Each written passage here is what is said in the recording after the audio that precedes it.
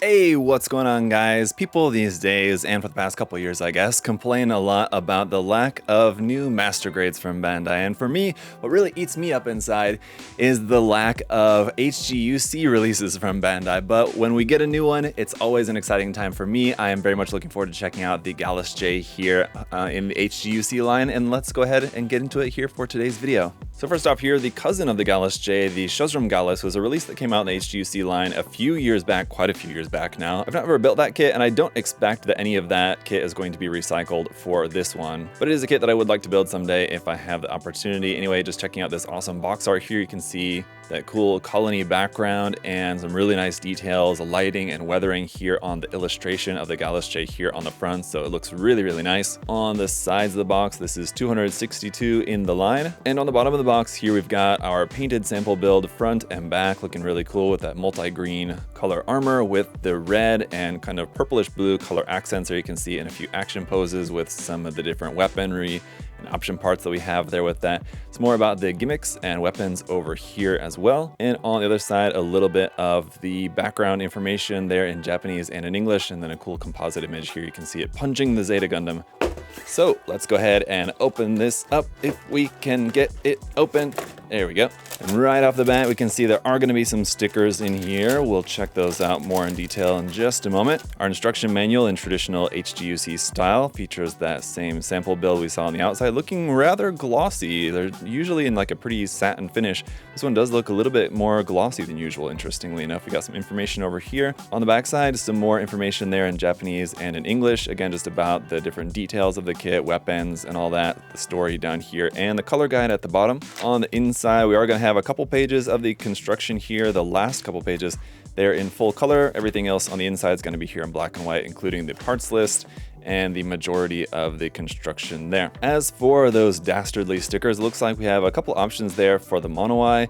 Some vent details here, red and black, and a little bit more over there. Some verniers, a little camera sticker. So not the best, but not the worst foil sticker sheet here for this HG. Getting into the runners then, we do not have any polycaps at all, but we do have our beam saber effect parts here in clear yellow. This is runner SB13. The A runner is in 3 colors, being in this kind of medium gray color here, this kind of purplish color there, lavender, and then kind of a red color. The A runner here being in 3 colors, this little bit darker red over here, kind of purplish lavender color there, and then gray up there, looks like mostly for the weapons. Runners B1 and B2 here are going to be in our main shade of green, which as you can see, this runner shares the same half of parts over here on this side. This half of the runner is separated to the 2 runners there for the parts that are asymmetrical, including this bit, which caught my eye. This part here for the head, which as you can see is one big solid piece. I really like that. That's great. No seam lines on the head. Perfect. Runners C1 and C2 here in our darker shade of green, with the middle section being the overlapped section, which is doubled, and then the side bits here being asymmetrical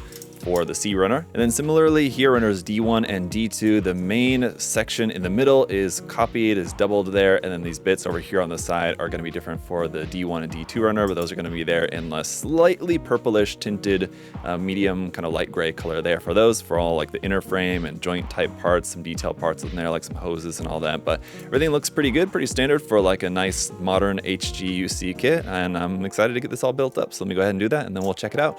Alright guys, and here is the kit all put together. I gotta say, a little bit mixed feelings about this. The build is enjoyable. I love building a good HGUC kit, and I do really like the design, the proportions, and the details on this. I mean, it looks really, really good. A part of me though, after building this kit, was kind of feeling like this is maybe something that Bandai's had on the back shelf for a few years, and then just finally decided to release now, maybe just to fill a release gap or something, just because there are some aspects about this kit, especially when it comes to the stickers, where it did leave me scratching my head a little bit, but there's definitely a lot more pros that outweigh the cons. We'll go through everything here. Let's start off with the accessories. Let's go ahead and get into it. And first of all, we've got our 2 clear yellow beam saber effect parts. The beam saber handles have 2 different places where you can store them. I've got them here underneath the side skirts where you can pop them in and out of there fairly simply if you can get up in there. The beam saber handle is pretty straightforward here, but alternatively you can store them here in the back, either under the backpack or at the back skirt. There's 2 spots there and there's 2 beam saber handles, so you can store them in here if you prefer.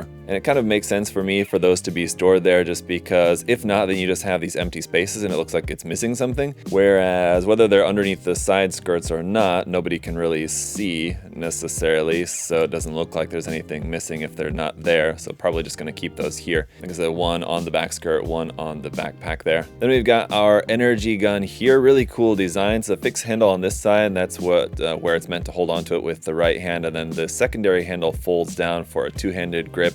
Kind of very unique design here on this one with the missiles. Those are going to be 4 little red stickers there and a little green sticker here for the camera on this. Nowhere where this can store on the kit when not in use. I'm not sure if there even is like in canon. I'm not sure. I'd have to go back and check in the anime. I don't believe so, but it is certainly a cool design. Would have been nice if there was a separate red part for the missiles in there, but then again, I mean, it is an HG weapon, so I'm not too surprised by that. Then for some option parts here for the body, these little vent doors here on the front actually will open up. Those are actually just like little missiles that can shoot out of there. Again, it's a red part, but like the back of that is supposed to be just like gray or something. So these are designed so that they're supposed to be able to pop out easily enough to just replace that piece there like so, and that's how it's going to look. You've got that for both sides there, of course. And then while we're here looking at the mono eye, that is just a sticker on there. You do have 2 of that part, and you can have one where like the mono eye is in like a fixed position, and then you have a spare piece for that as well, so you can kind of like swap this whole part.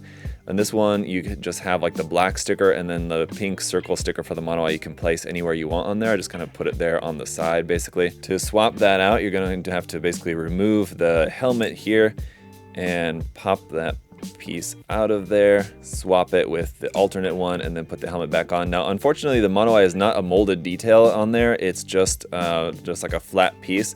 So if you did want to paint that, I would recommend adding an actual like raised detail to that in order to paint that easier and for it to look a little bit better. Up next and lastly then for the hands, you've got this weapon holding hand here for the right side. For the left side, it's an open hand here, supposed to be for the beam guns in the hand. And you do have some pretty nice detail there for that, a little bit of some hollow gaps here on the inside of the hands, but then we do have an option for basically swapping the finger parts there in the hand and making that into a weapon holding hand here. So it is cool that the fingers are in a separate red color as they're meant to be, but if you look a little bit closer, and you might not have even had to look closer because it might have been sticking out to you like a sore thumb, but this thumb certainly is sore there with that wraparound gray sticker on that. So the thumb is just a solid red piece, and then you have this pretty nasty sticker that wraps around the base of the thumb there for that. A little unfortunate on that one for sure. But then we have these extension pieces as the hands are meant to like extend from the forearm. So on this side, on the right side, you have to remove this part here at the back and then pull this out from there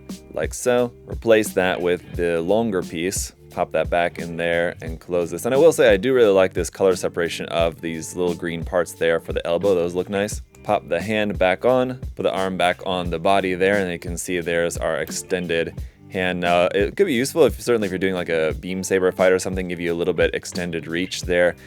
Here on this side we can do the same thing, but because this has those little cables that go into the back of the hand here, we also have to replace this part here on the back. So can remove the hand first, remove this part off the back, and we're going to replace this part here once again with the longer piece there like that. Then put this separate piece here on the back of the arm that has the longer cables there running to it, and then replace our hand back in there. And now we have the longer punching hand, or I guess the longer shooting hand, if you did want to stick with the open straight fingers there like that. So pretty cool design. And with both of those extended arms there, now let's talk a little bit more about just the kit generally. That's it for all of our accessories. And as I said, there's a bit of some pros and cons, mostly to do with the stickers. So just to go over where the stickers are here for these front vents on the front of the hip section, there you can see it's just this purple part, and then you've got these stickers that fit in there with a red border around the black vents on the inside. And it's going to be the same thing for here on the front of the knees,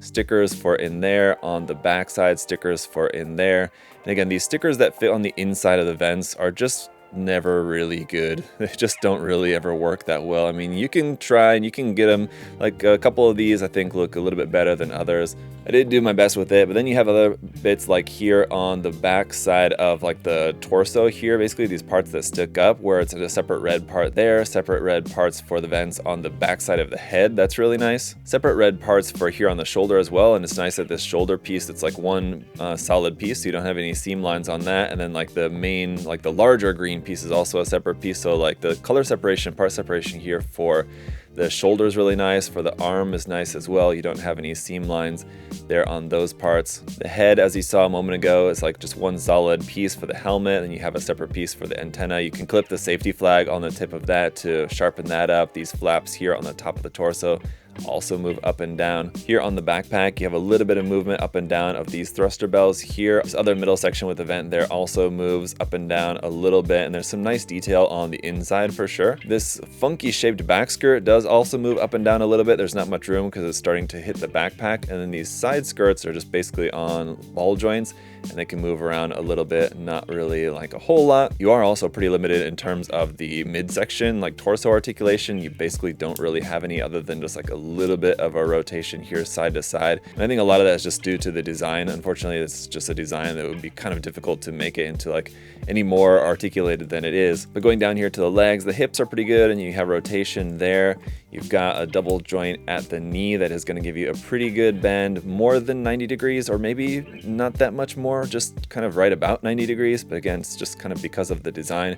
Quite large, chunky lower legs here. You are unfortunately going to have a seam line below the knee. The knee is one part, but then the two halves of the leg will make a seam line for this lower part of the shin right there, unfortunately. And then around here on the back side as well, you can see we have that molded detail at like the top of the back of the leg, but then this part here between these two larger vent sections, there's going to be a seam there as well. So it doesn't really have a whole lot in the way of seams, just basically the ones there on the lower leg. The ankle articulation is also going to be pretty nice here, moving side to side, forward, up to there, and back. So a nice range there for that. No separate bend of the toe or anything, but you do have full detail up underneath the feet, no hollow gaps or anything there. So that's good. So like I said, it's a bit of a mixed bag. Now after working with it a bit, I do feel like I'm starting to see more of the pros than the cons. It's just when I first was building the kit, there was definitely, I think a lot of it was just due to the stickers. I was definitely feeling some of that frustration of like, oh, why is this a sticker? And then like, it's just not really working well, because it's mostly the ones that are going on like the inside of the vents, and those stickers are just never good. But it's difficult for Bandai to make those as separate parts in a high grade that just kind of ups the complexity kind of more so than what's typically done for high grades. But that said, I mean, especially in recent years, we have seen some really great advancements in like color placement and, you know, better detail, better color placement, better part separation in high grades, and that's kind of what I was expecting with this. Maybe unfairly to the kit, but I was expecting a little bit better in terms of some of those color apps either being color separated parts or honestly just not doing the stickers. I mean, like the easiest way would just be just not to worry about the stickers. You can paint in those details if you want. They would be relatively simple to just paint or just do without it. But overall, I think there are a lot of nice features to this. There's definitely some limitations when it comes to the articulation, but again, that's mostly just due to the design. There kind of wasn't really any good way around a lot of that. I do wish that the mono eye was also handled a little bit differently, but again, kind of going back and forth between good points and bad points, I do think that there is a lot of nice color separation there where we do have it. I just mentioned that I wish there was more in certain areas, well, like where we have the stickers, but where we do have the color separation, I think it is really nice in the shoulders, in the chest, the torso, back, front and back of the torso, which is nice. And so as a big fan of HGUC kits generally, I was really excited for this one, but I do kind of feel like it's one that maybe Bandai, you know, originally designed 10 or so years ago and just kind of held on to for the time being. Maybe they just weren't confident in releasing it at the time if it was going to be like a big seller, and just at the moment they kind of needed to fill a gap before the PG New comes out, and they just kind of had this on the back shelf. Decided, well, we can just go ahead and put that kit out. That's sort of the sense that I get with this, but there are definitely some features that I feel like maybe wouldn't have existed at that point in time, like 10 years ago. Having the head as one solid piece there for like the helmet, I don't think we would have got something like that at that time, so I'm not sure. Let me know what you guys think in the comment section below, but overall, I like the kit. It's fun. I'm definitely looking forward to repainting it in some different colors, but for now, that's it for the review, guys. If you want to check out the kit for yourself, check the link in the video description to USA Gundam store. We've got this and plenty more awesome Gunpla there on the website, so check check that out. And as always, guys, thanks so much for all of your support. Until next time, I hope you all are doing well, and I'll see y'all later. Bye, guys.